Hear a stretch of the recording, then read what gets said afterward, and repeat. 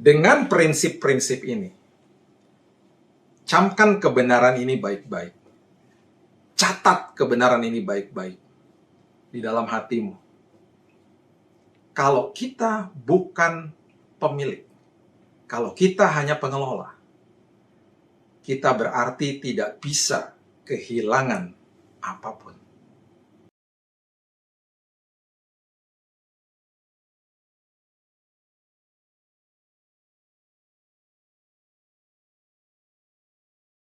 Seluruh cabang di Surabaya dan sekitarnya.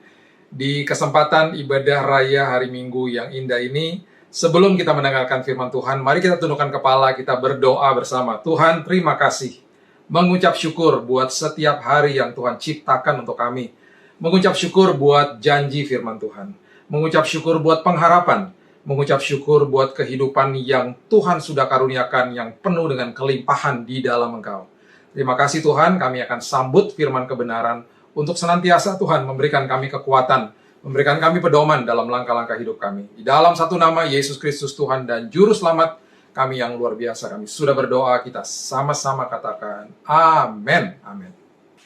Bapak Ibu yang dikasih Tuhan, pada kesempatan hari ini kita akan membahas tentang apa yang sedang kita lewati bersama. Dan saya percaya bahwa setiap kali kita mendengar kebenaran, setiap kali kita menghidupi kebenaran, kebohongan iblis tidak akan mempan sama hidup ini. Ini menjadi misi saya seterusnya, bahwa setiap kali firman kebenaran disampaikan, saya terus berdoa bahwa kita semua, termasuk saya, kita tidak akan dapat dibohongi oleh kebohongan-kebohongan iblis. Oleh sebab itu, kita hidup di dalam kemenangan, bahkan kita sudah menang. Kita berdoa dan kita hidup di dalam Tuhan dari posisi yang sudah menang. Kita menghidupi hidup ini dari posisi di mana Tuhan sudah selesaikan semuanya di kayu salib. Betapa indahnya kasih Tuhan atas hidup ini. Ada 3 keluhan yang saya sering dengar di dalam musim sulit ini. Saya berkali-kali mendengar atau diminta untuk berdoa bagi orang-orang yang mengeluhkan bahwa mereka kehilangan pekerjaan, kehilangan income, dan yang paling sangat menyedihkan adalah kehilangan orang yang terdekat dengan dia, atau teman, kerabat, atau keluarga. Ini adalah sebuah kesedihan yang sangat gitu ya, dan kemudian menjadi sebuah belenggu akhirnya, karena ketika kita melewati kesedihan-kesedihan itu, kita tidak mengerti kebenaran firman untuk menjawab kebutuhan-kebutuhan itu. Itu sebabnya, di dalam semua apapun permasalahan kehidupan, jawabannya ada di buku manual kita, yaitu Alkitab itu sendiri. Itu sebabnya menjadi kerinduan saya untuk selalu mau membongkar kebohongan-kebohongan iblis, supaya kita hidup di dalam kemerdekaan. Apa yang Alkitab katakan tentang kehilangan? Apa yang firman Tuhan beritahu kepada kita tentang kehilangan? Apa kunci yang menjadi jawaban ketika manusia mengatakan, saya kehilangan. Saya kehilangan pekerjaan, saya kehilangan income, saya kehilangan orang yang terdekat dengan saya karena meninggal. Kita harus mengerti prinsip dasar siapa identitas kita sebenarnya di dalam Tuhan sebelum kita bisa mengerti tentang kebenaran ini selanjutnya. Di kitab Kejadian pasal yang pertama ayat yang ke-28 dengan jelas firman Tuhan mengatakan Allah memberkati mereka. Lalu Allah berfirman kepada mereka, beranak cuculah dan bertambah banyak, penuhilah bumi dan taklukkanlah itu. Berkuasalah atas ikan-ikan di laut dan burung-burung di udara dan atas segala binatang yang merayap di bumi. Ya, jadi dengan jelas manusia pada awalnya yang saya sudah sering kali utarakan di dalam khotbah-khotbah saya bahwa manusia tidak pernah dikasih sorga di awal, manusia diberikan bumi untuk dikuasai. Kuasa tanpa otoritas tidak akan bisa dipakai. Manusia diberikan kuasa plus otoritas. Otoritas adalah hak menggunakan kuasa. Oleh sebab itu manusia diberitahu oleh Tuhan, diberikan kuasa dan otoritas untuk menaklukkan bumi, untuk menguasai bumi. Jadi itu adalah kuasa dan otoritas yang luar biasa.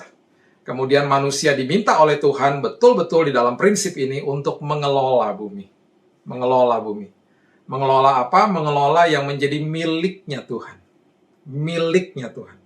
Itu harus kita camkan benar-benar, ya. Ada sebuah ayat lagi yang di dalam kitab Kejadian, di dalam proses kreasi ini yang meneguhkan manusia itu adalah pengelola. Kalau kita baca bersama-sama di Kejadian 2 ayat 4 dan 5 itu sangat jelas dikatakan bahwa demikianlah riwayat langit dan bumi pada waktu diciptakan. Ketika Tuhan Allah menjadikan bumi dan langit, belum ada semak apapun di bumi, belum timbul tumbuh-tumbuhan apapun di padang. Kenapa? Sebab Tuhan Allah belum menurunkan hujan ke bumi dan belum ada pengelola. Alkitab mengatakan belum ada orang untuk mengusahakan tanah itu. Belum ada orangnya, tumbuh-tumbuhan belum ada. Belum ada pengelolanya. Oleh sebab itu, tumbuh-tumbuhan itu belum ada. Manusia dipanggil, diciptakan, salah satu fungsinya adalah sebagai pengelola, bukan pemilik. Kenapa? Karena Mazmur 24, ayat yang pertama dengan jelas mengatakan, Mazmur Daud, Tuhanlah yang empunya bumi serta segala isinya. Semua punya Tuhan. Dan dunia serta yang diam di dalamnya. Semua milik Tuhan, termasuk kita. Sebentar kita baca ayatnya. Termasuk nyawa kita, termasuk hidup kita, termasuk masa depan kita, termasuk keluarga kita, termasuk semua yang melekat dengan kita. Apapun bentuknya, baik itu uang, harta, jabatan, status, apapun itu, yang terlihat, yang tidak terlihat, semuanya milik Tuhan. Apapun yang ada di bawah langit, itu adalah milik Tuhan. Dan kita hanya pengelola. Nah, dengan kebenaran ini, kita harusnya sudah mengerti bahwa dasar dari identitas saya, dan tugas fungsi tujuan hidup, dan tanggung jawab saya adalah sebagai pengelola. Coba camkan ini baik-baik. Manusia itu sebenarnya tidak bisa menciptakan. Jadi saya kurang setuju kalau ada kalimat yang mengatakan manusia menciptakan. Menciptakan teknologi apa, misalnya HP atau laptop atau mobil gitu ya. Lebih tepatnya manusia discover, menemukan atau innovate, ya. Bukan create. Karena yang bisa menciptakan hanya Allah Elohim. Nah, semua bahan baku daripada semua elektronik yang kita pegang, semua kendaraan, mobil, dan apapun yang kita lihat di depan kita, semua teknologi-teknologi canggih, itu semua bahan bakunya sudah ada sejak awal, Bapak Ibu. Sejak awal. Jadi pertanyaannya, apakah HP yang saya pegang sekarang, yang secanggih sekarang ini, apakah bisa ditemukan misalnya, let's say, 1000 tahun yang lalu? Bisa-bisa saja. Ditemukan misalnya 2000 tahun yang lalu. Bisa-bisa saja. Bisa-bisa saja. Tetapi manusia evolusi, pikiran, ya, kemampuan, kemudian daya pikirnya, mungkin IQ-nya dan lain sebagainya berevolusi. Tidak semua Tuhan biarkan langsung tahu segala-galanya. Makanya lebih tepat manusia menemukan. Manusia menemukan logam ini, logam itu, semua bahan bakunya sudah ada, atau unsur itu dicampur jadi satu, diaduk, dimix, terjadilah apa, terjadilah itu gitu ya. Kemudian terjadilah sebuah barang, terjadilah HP, terjadilah laptop, terjadi mobil. Tapi semua bahan bakunya sudah ada. Tuhan sudah ciptakan sejak awalnya. Manusia terbatas. Nanti 10 tahun lagi akan ada teknologi yang lebih canggih. Yang bisa nggak kalau ditemukannya hari ini misalnya? Bisa-bisa saja. Tapi mungkin pikirannya manusia atau unsur-unsur ini belum ditemukan combination-nya atau kombinasinya gitu. Jadi itulah manusia penuh dengan keterbatasan karena apapun yang ada di bawah langit milik Tuhan. Ya. Matius maksud saya ayat yang ke-25 bicara soal talenta mengatakan Matius 25 ayat 14 sampai 15 mengatakan sebab hal kerajaan sorga sama seperti seorang yang mau bepergian ke luar negeri, yang memanggil hamba-hambanya dan mempercayakan hartanya kepada mereka. Yang seorang diberikan 5 talenta, yang seorang lagi 2, yang seorang lagi 1. Jadi ada yang dititipkan 5, 2, dan 1. Perhatikan kalimat ini. Saya sangat suka dengan kalimat ini. Ini yang kemudian juga membuktikan bahwa kita ini adalah pengelola.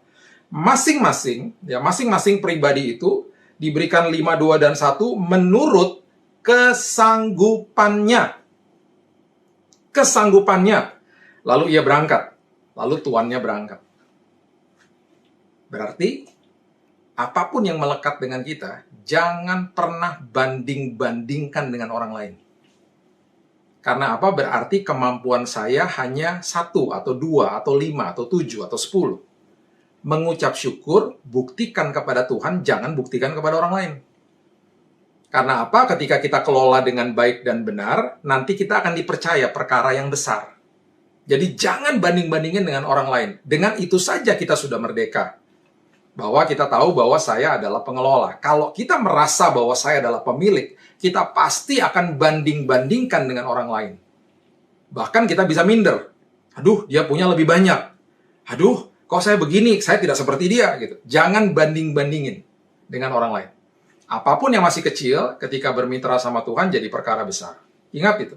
Jadi perkara besar. Ya, saya selalu katakan, tongkat di tangan Musa nggak ada artinya kok. Ketika bermitra sama Tuhan, lautan terbelah. 5 roti dan 2 ikan bermitra sama Tuhan, ribuan orang makan. Batu dan umban ketika bermitra sama Tuhan, Goliat mati. Jadi hal-hal kecil nggak masalah, yang penting bermitra sama Tuhan.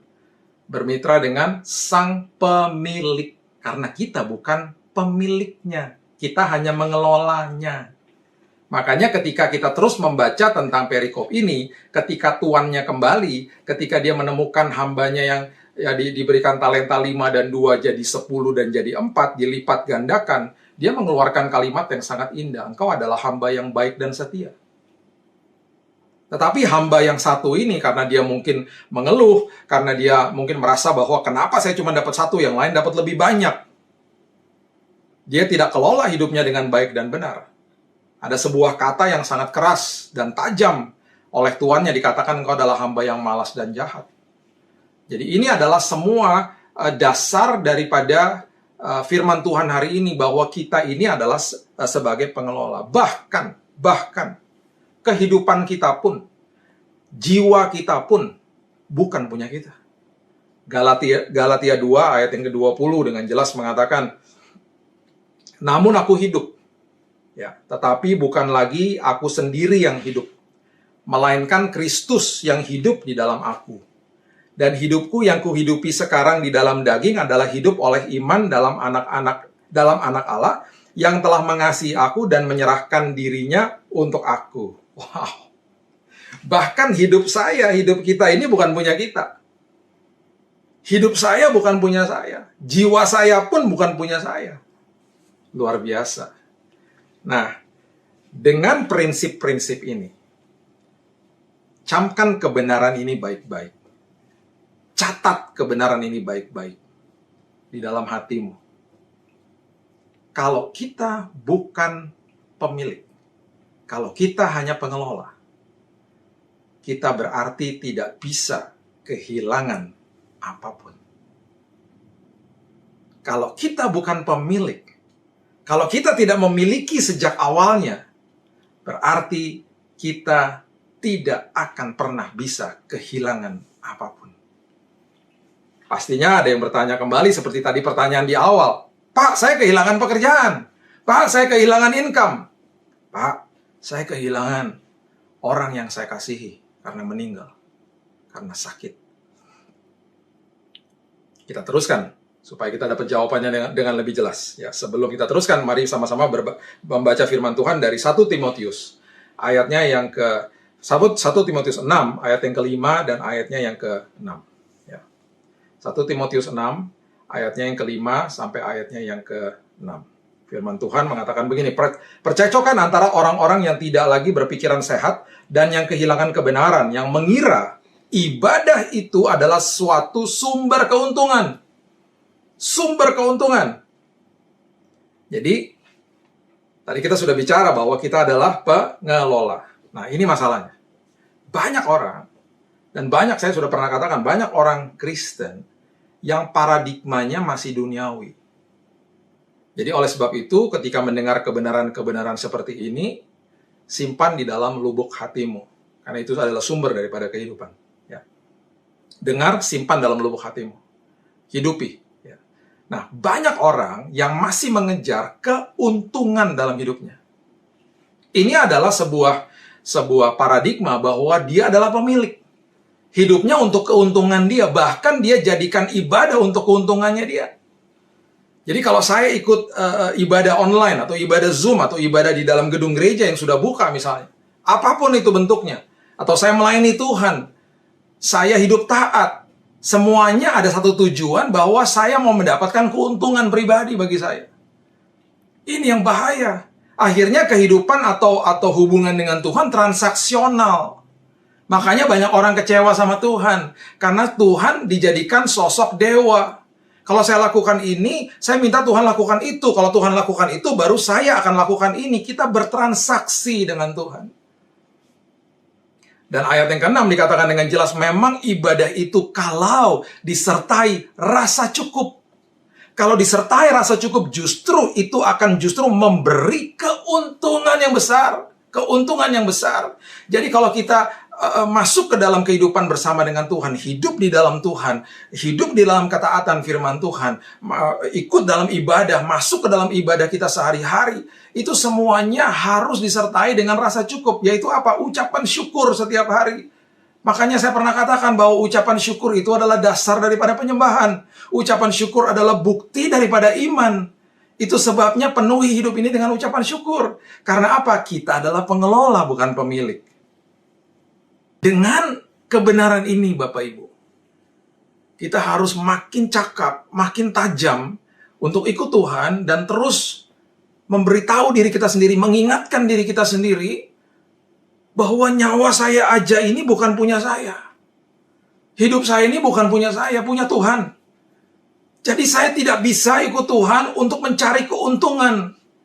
Saya akan fokusnya mencari dahulu kerajaan Allah dan kebenarannya. Baru segala sesuatunya ditambahkan sama Tuhan. Dan pastinya ditambahkan sesuai dengan kemampuan kita karena kita pengelola. Teruslah kelola dengan baik dan Tuhan akan percayakan perkara besar. Itulah prinsip kerajaan surga. Oke, menjawab pertanyaan-pertanyaan itu. Sebelum kita menjawab dengan lebih detail lagi, perhatikan bahwa hidup ini ada musim.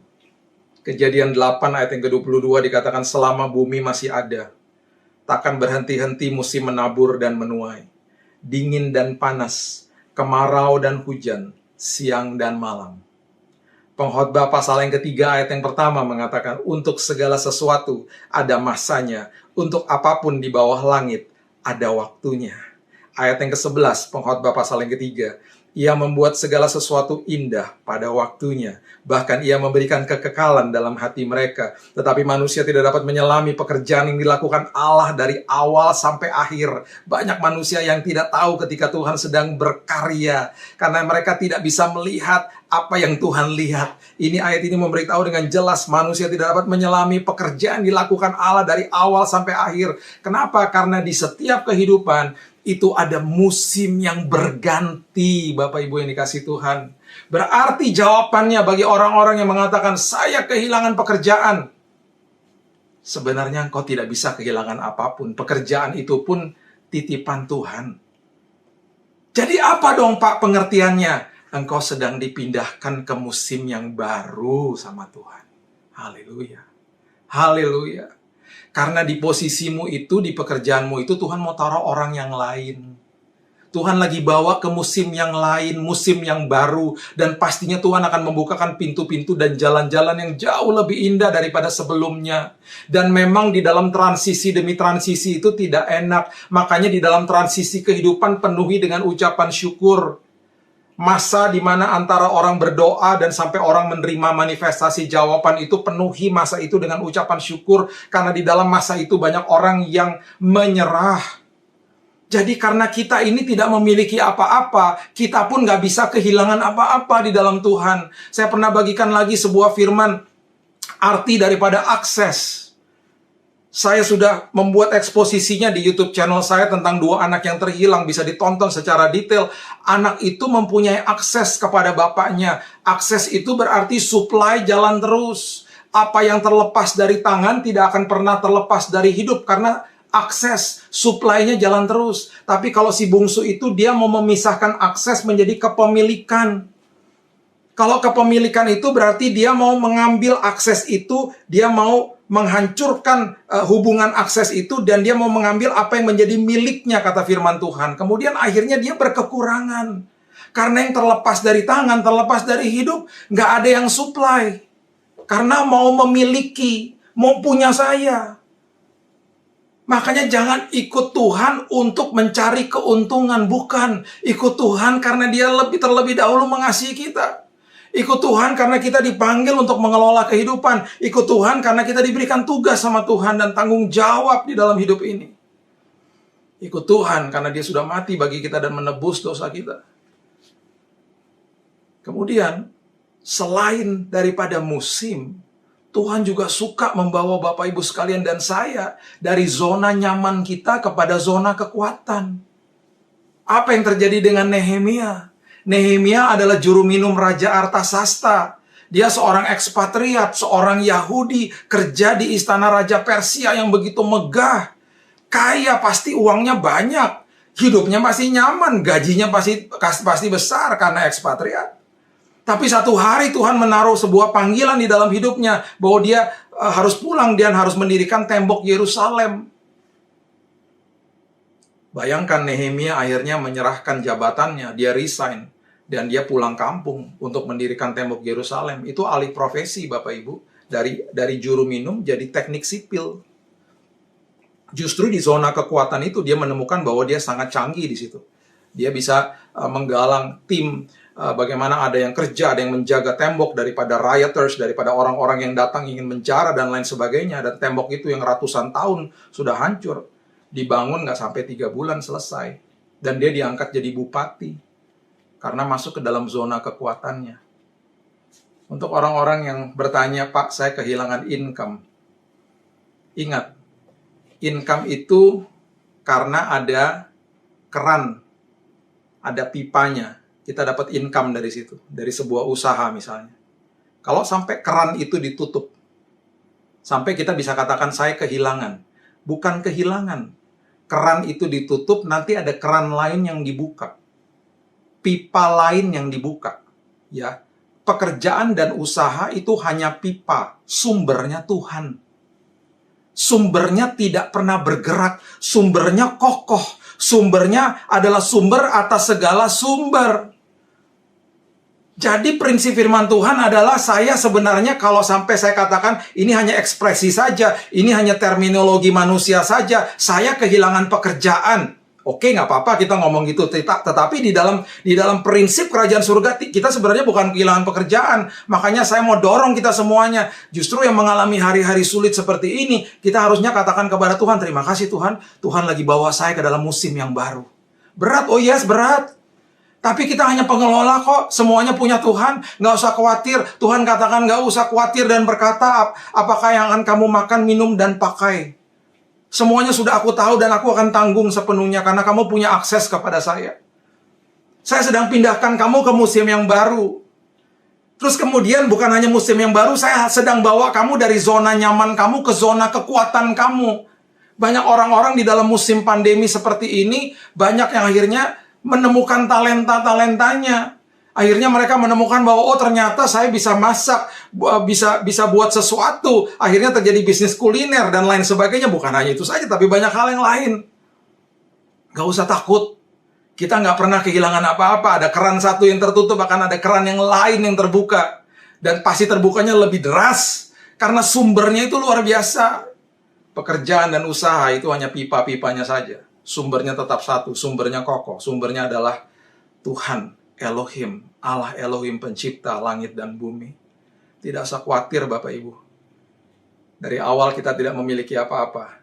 Kita tidak akan bisa kehilangan apapun. Paulus, mungkin kalau kita lihat kehidupan Paulus, dia kehilangan banyak waktu mungkin. Seperti banyak orang mengeluhkan sekarang, saya juga kehilangan waktu Pak. Karena harusnya saya bisa lakukan ini, lakukan itu, lakukan ini, lakukan itu. Oh, jangan salah. Sekali lagi, kita nggak bisa kehilangan apapun. Paulus dibawa dari satu penjara ke penjara yang lain. Masuk pengadilan berkali-kali. Ini kalimat dia. Kisah Rasul pasal yang ke-26 ayat 21-22. Karena itulah orang-orang Yahudi menangkap aku di bait Allah dan mencoba membunuh aku. Tetapi oleh pertolongan Allah, aku dapat hidup sampai sekarang dan memberi kesaksian kepada orang-orang kecil dan orang-orang besar. Dan apa yang kuberikan itu tidak lain daripada yang sebelumnya telah diberitahukan oleh para nabi dan juga oleh Musa. Ya. Dan juga oleh Musa. Jadi, di dalam peristiwa ini, di dalam proses ini, dia katakan begini, nggak masalah. Saya masuk penjara, saya berhadapan dengan imam besar, dengan gubernur, ya, dengan hakim gitu ya di dalam pengadilan. Saya punya kesempatan untuk bisa memberitahukan kabar baik, kabar keselamatan dari orang-orang kecil yang ada di jalanan yang saya ketemu dan orang-orang besar, maksudnya orang-orang yang berpengaruh. Dan kita bisa melihat dan membaca di firman Tuhan bahwa ada orang-orang seperti Felix, seorang gubernur dan lain sebagainya yang sangat kagum dengan firman Tuhan. Jadi Paulus katakan, nggak masalah. Kemanapun Tuhan bawa saya nggak pernah akan kehilangan waktu. Karena dimanapun, di tempat manapun, kairosnya Tuhan terjadi. Oh, jangan salah saat-saat seperti ini. Walaupun gedung gerejanya ditutup, banyak perkara besar terjadi.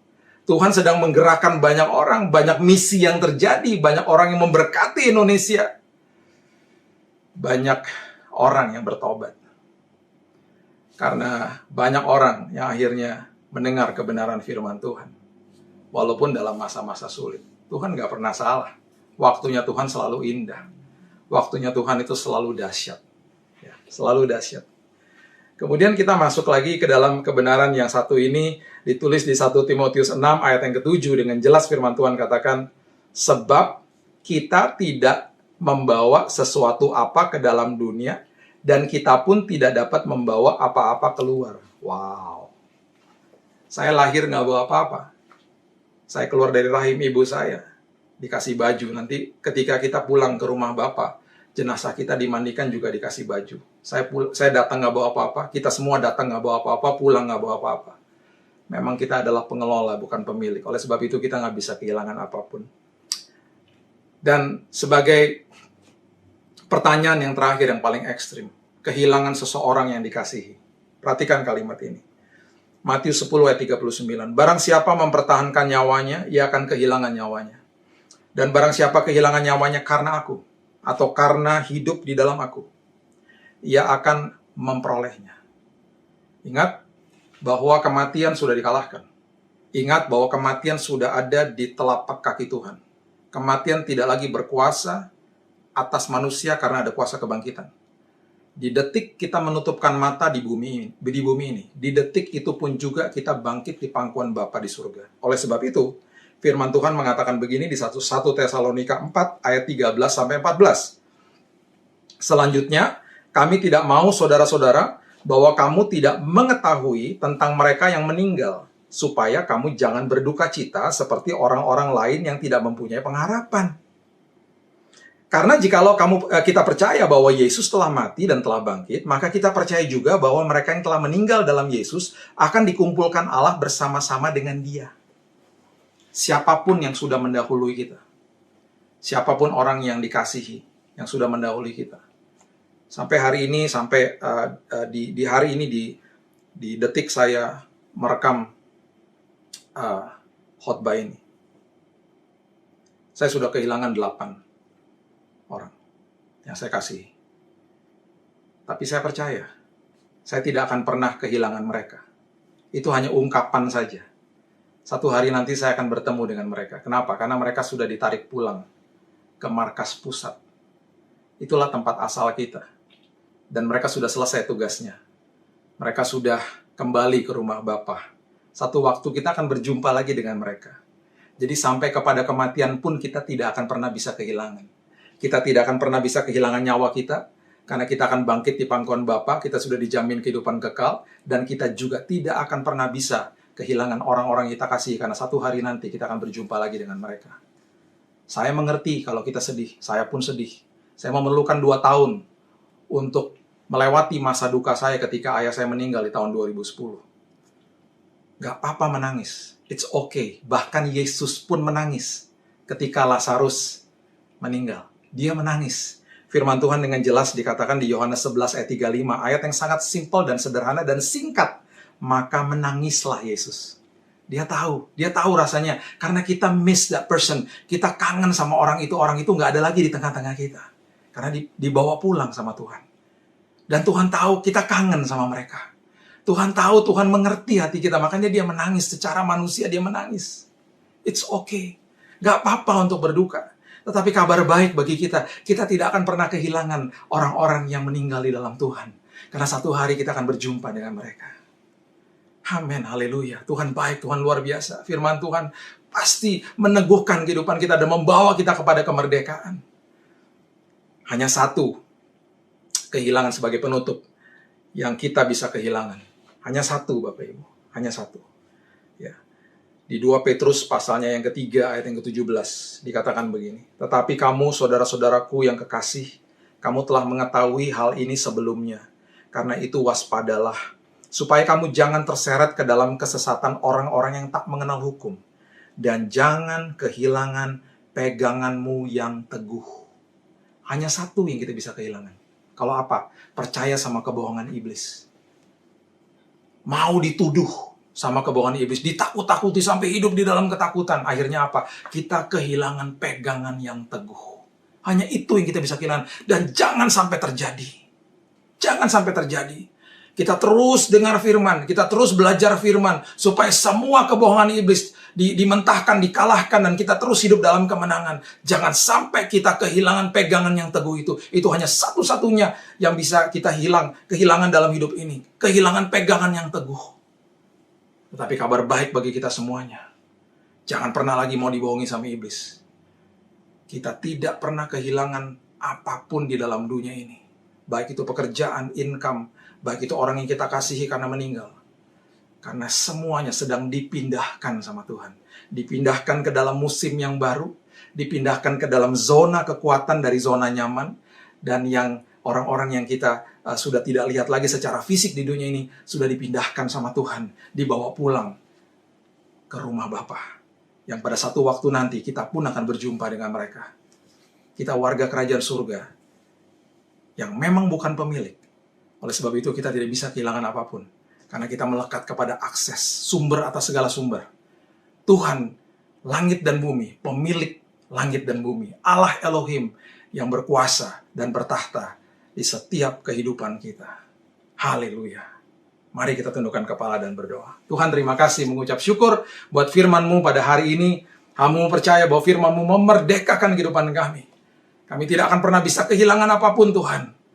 Karena suplai daripada Tuhan jalan terus. Kami semuanya adalah pengelola. Kami semuanya mau mengelola dengan sebaik-baiknya ya Tuhan. Dan hamba-Mu percaya Tuhan, terus ada penghiburan dari Tuhan. Terus ada kekuatan dari Tuhan. Walaupun kami melewati fakta kehidupan. Ketika kami tidak lagi ada di pekerjaan kami. Ketika kami tidak lagi menerima sebuah income yang tadinya kami terima. Kami tahu bahwa musim sedang berganti. Kami tahu bahwa ada keran baru yang sedang dibuka. Karena kami tahu Engkau adalah sumber atas segala sumber. Dan kalau kami sedang berduka pada hari ini Tuhan, kami tahu. Karena kami juga bersuka cita bersama-sama dengan Tuhan. Karena kami tahu orang yang kami kasihi sudah ada bersama-sama dengan Tuhan. Dan satu waktu nanti, kami pun akan berjumpa dan bersama-sama dengan mereka kembali. Di dalam kerajaan surga kami tidak bisa kehilangan apapun. Karena kami percaya Tuhan, Engkau panggil kami hanya sebagai pengelola. Engkau adalah pemilik atas segala-galanya. Terima kasih ya Tuhan. Teguhkan firman ini, supaya kami hidup di dalam kemenangan hari lepas hari. Di dalam satu nama, Yesus Kristus Tuhan dan Juru Selamat kami. Kami sudah berdoa dan sudah menerima firman kemenangan ini. Kita sama-sama katakan, Amin.